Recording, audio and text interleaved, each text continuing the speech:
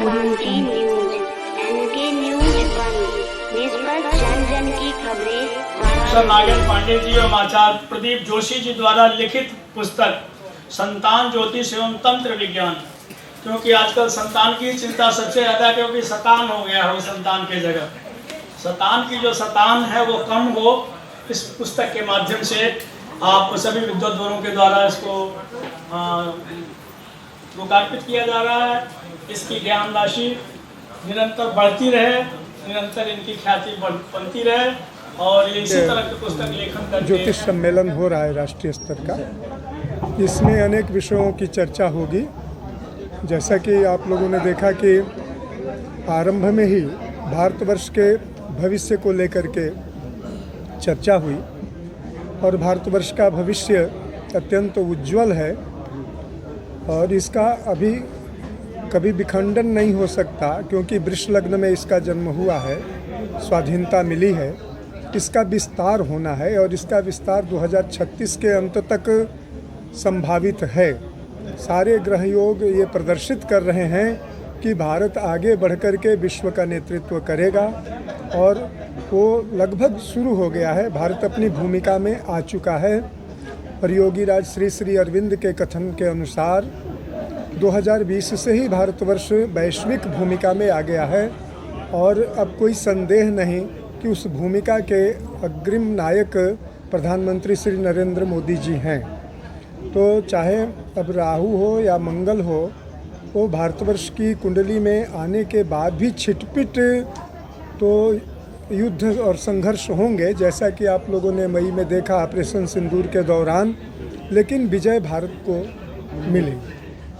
और अनेक विषयों पर भी चिंतन होगा, वास्तु पर चिंतन होगा, जातक पर चिंतन होगा और जो इस समय के जो जाज्वल्यमान विषय हैं उन सभी विषयों पर यहाँ पर चर्चा होगी। जी अपना परिचय दे दीजिए। डॉक्टर गीता शर्मा, छत्तीसगढ़ बस्तर से, उत्तर बस्तर कांकेर स्टेट से हूँ मैं। ये चूँकि वाराणसी एक धार्मिक नगरी है, यहाँ पर ज्योतिषी केंद्र है और यहाँ सम्मेलन है, उसमें आप आई हैं जी, तो कैसा लग रहा है? बहुत अच्छा। हम तो ज्ञानार्जन के लिए आए हैं। ज्योतिष की जो ज्ञान है ना, व्यक्ति कितना भी अर्जित कर दे, सदैव विद्यार्थी ही रहता है। हम 2003 से यहाँ आ रहे हैं और प्रयागराज में भी हुआ था, वहाँ भी जा रहे हैं, कलकत्ता भी हम गए हैं। भारत देश में जहाँ साथ सम्मान या ऐसे भी सूचना मिलती है, मुझे आमंत्रण, मैं पहुँच जाती हूँ। मेरी पुस्तकें हैं ज्योतिष में जो प्रकाशित हैं। वाराणसी एक धार्मिक नगरी है, जी। यहाँ के क्या लोगों को संदेश देना चाहेंगे आप? भाई, धर्म की नगरी है, जो यहाँ रहता है वो अति भाग्यशाली है और उनके आकर्षण में, शिव जी के आकर्षण में हम यहाँ पहुँच रहे हैं। मतलब थोड़ा सा प्रसाद हमें भी मिल रहा है, हमें कि ये इतने भाग्यशाली व्यक्तियों के हम दर्शन कर रहे हैं। हर व्यक्ति काशी नगरी में निवास नहीं कर सकता। पौराणिक ग्रंथों में लिखा है कि शंकर जी के त्रिशूल में काशी का वास है और वहाँ हमारा पहुँचना, आप लोग का दर्शन करना हमारे लिए सौभाग्य की बात है और हम ज्ञान चर्चा में भाग ले रहे हैं, ये और सौभाग्य की बात है हमारे लिए। ज्योतिष सम्मेलन हो रहा है राष्ट्रीय स्तर का। इसमें अनेक विषयों की चर्चा होगी। जैसा कि आप लोगों ने देखा कि आरंभ में ही भारतवर्ष के भविष्य को लेकर के चर्चा हुई और भारतवर्ष का भविष्य अत्यंत उज्जवल है और इसका अभी कभी विखंडन नहीं हो सकता, क्योंकि वृष लग्न में इसका जन्म हुआ है, स्वाधीनता मिली है, इसका विस्तार होना है और इसका विस्तार 2036 के अंत तक संभावित है। सारे ग्रह योग ये प्रदर्शित कर रहे हैं कि भारत आगे बढ़कर के विश्व का नेतृत्व करेगा और वो लगभग शुरू हो गया है। भारत अपनी भूमिका में आ चुका है और योगी राज श्री श्री अरविंद के कथन के अनुसार 2020 से ही भारतवर्ष वैश्विक भूमिका में आ गया है और अब कोई संदेह नहीं कि उस भूमिका के अग्रिम नायक प्रधानमंत्री श्री नरेंद्र मोदी जी हैं। तो चाहे अब राहु हो या मंगल हो, वो भारतवर्ष की कुंडली में आने के बाद भी छिटपिट तो युद्ध और संघर्ष होंगे। यानी ज्योति का अंश ज्योति से जब दूर जाता है तब हमारी उत्पत्ति होती है और फिर हम पुनः उस उस ज्योति की तरफ जाने के लिए प्रयत्नशील होते हैं।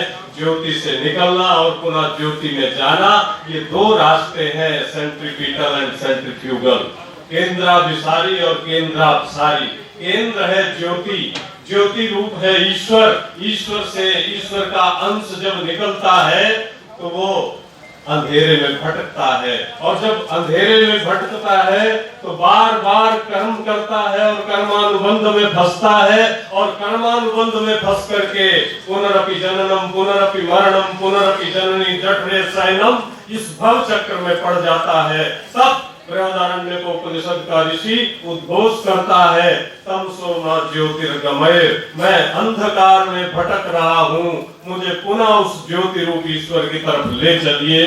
ये उद्घोष करके मानवता को ज्योतिष की तरफ प्रवृत्त करने के लिए, ज्योतिर्मय पथ पर चलाने के लिए ऋषि प्रेरित करता है। यह शास्त्र साधारण शास्त्र नहीं है, ये काल चक्र के प्रामाणिक इतिवृत्त को प्रस्तुत करते हुए जीवन के पथ पर सफलता पूर्वक आगे कैसे बढ़े, इसका मार्ग प्रशस्त करने वाला यह शास्त्र है। लेकिन हमें इसके मूल को समझना होगा और उस मूल से सर्वजन को परिचित कराना होगा, क्योंकि ज्योतिष के नाम पर अनेक प्रकार की दुकानदारी होती है, उससे हमें बचना होगा। ज्योतिष की प्रतिष्ठा तभी होगी जब हम शास्त्रीय तत्वों के आधार पर चिंतन करें और उस चिंतन का लाभ जन सामान्य तक पहुंचाने के लिए संकल्पित हो। क्रांति न्यूज।